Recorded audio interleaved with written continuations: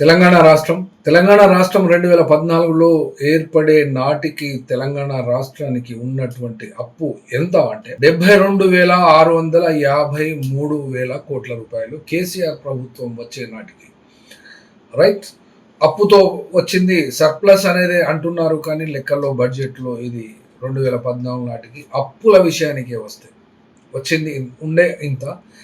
కేసీఆర్ దిగిపోయే నాటికి ఎంత అయింది అప్పు అంటే 6,71,000 కోట్ల రూపాయలు అయిపోయింది. ప్రజెంట్ ఎంత అప్పు ఉంది తెలంగాణ రాష్ట్రం? ఎందుకంటే ఇప్పుడు బడ్జెట్ సమావేశాలు ప్రారంభం కాబోతున్నవి కాబట్టి బడ్జెట్ను ప్రవేశపెడతారు కాబట్టి లెక్కలోకి వస్తున్నాము. టోటల్ తెలంగాణ రాష్ట్రానికి 7,48,000 కోట్ల రూపాయల అప్పు ఉంది. ఇది పక్క. అయితే ఇప్పుడు తెలంగాణలో ఉన్నటువంటి గ్రోత్ రేట్ 12%కు అంచనా వేసుకున్నాము.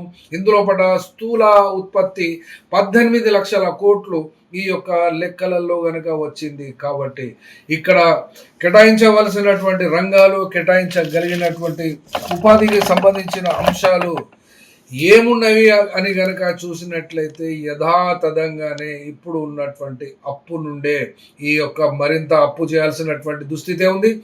ఆ అప్పుతో పాటుగా ఏమి పాలసీ చేయబోతుంది రాష్ట్ర ప్రభుత్వం, రేవంత్ రెడ్డి ప్రభుత్వం అంటే ఎక్కువ అప్పుకు సంబంధించినటువంటి ఇంట్రెస్ట్ రేట్స్ పే చేస్తున్నాము కాబట్టి ఎక్కువ వడ్డీ శాతం ఉన్నటువంటి వాటిని తగ్గించి, అంటే కొంత అప్పు తీర్చి తక్కువ వడ్డీ ఇచ్చేటువంటి రుణాలు తీసుకోవాలి అనబడేటువంటి అంశము ఇక్కడ రాష్ట్ర ప్రభుత్వము ఆలోచనలలో ఉంది. కాబట్టి నాబార్డు ఒక లెక్క ప్రకారం తెలంగాణ రాష్ట్రము అభివృద్ధి చెందాలి అంటే ఆ నాబార్డు లెక్క ప్రకారము 4,43,000 కోట్ల రుణం అవసరం అవుతుంది తెలంగాణ రాష్ట్రానికి.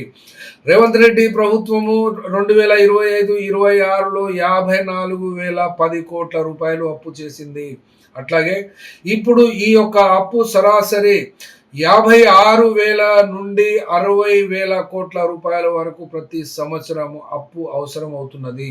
అనగా ఇక్కడ అభివృద్ధిలోనే అప్పు జరుగుతుందా లేదా అప్పు దేనికి? తెలంగాణ రాష్ట్రంలో ఉన్నటువంటి జీడిపి మీద 3% వరకు మాత్రమే ఇచ్చేటువంటి ఈ అప్పు శాతాన్ని, పర్సంటేజ్ను ఇంకా ఇష్టం ఉన్నట్టు పెంచడానికి వీలుండదు. కాబట్టి ఇక్కడ అప్పు ద్వారానే మనము చెప్పుకోవాల్సింది పప్పు తినడమా లేదా ఏమి చేస్తుంది అంటే ప్రభుత్వాలు నడుస్తాయి కానీ ప్రజలే ఇబ్బందులు పడతారు. కాబట్టి కొత్తగా ట్యాక్సేషన్ ఏమి పెడతారు అనేది 2 రోజుల్లో మాత్రమే తేలుతుంది.